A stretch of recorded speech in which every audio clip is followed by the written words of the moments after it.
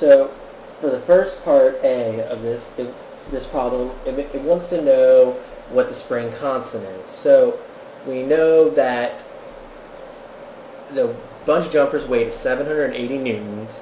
The height, his initial height is when he's standing on the platform, which is 182 meters, and his final height is 68 meters above the gorge.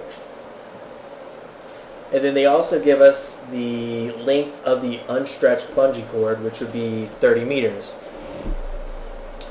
So we know when he's going to lose gravitational potential energy because he's going to have to become at some point lower than the platform that he starts at.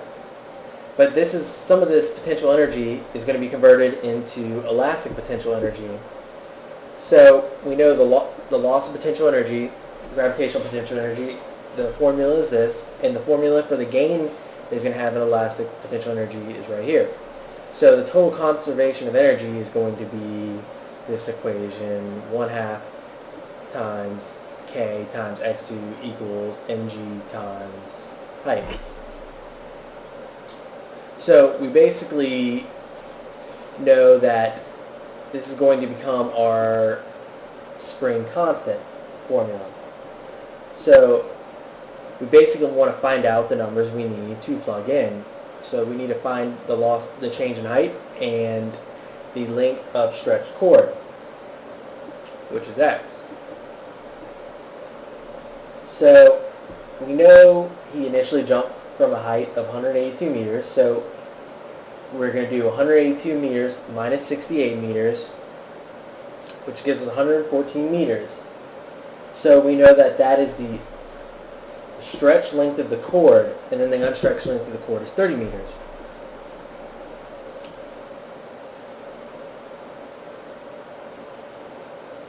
So we now want to find the stretch in the length of the cord, which would be 114 meters minus 30 meters, which would come out to be 84 meters. So K is equal to 2 times 780 newtons, which is the weight, also equivalent to mg, times 114 meters over 84 meters squared. And that gives us a spring constant of 25.2 newtons over meters.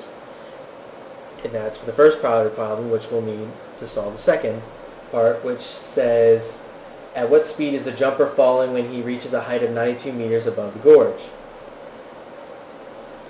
So basically what we're going to do is it's very similar. We know that some of that gravitational energy that he loses is going to be converted into kinetic energy, and then some of it's going to be converted into spring potential energy.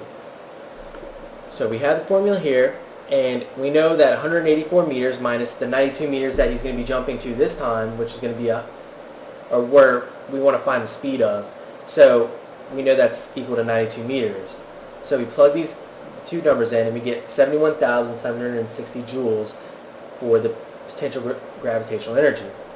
So we also know the potential spring energy formula. So what we do is we take 92 meters, which we got up here, minus 30 meters equals 62 meters, and that is the stretch in the cord. So we can then solve the gain in spring potential energy by plugging into the formula, 1/2 times the spring constant that we solved in part A times 62 meters squared. And that gives us the potential spring energy, 48,434.4, which would be joules. I don't have it right there. So we then want to plug into the change of kinetic energy with those two,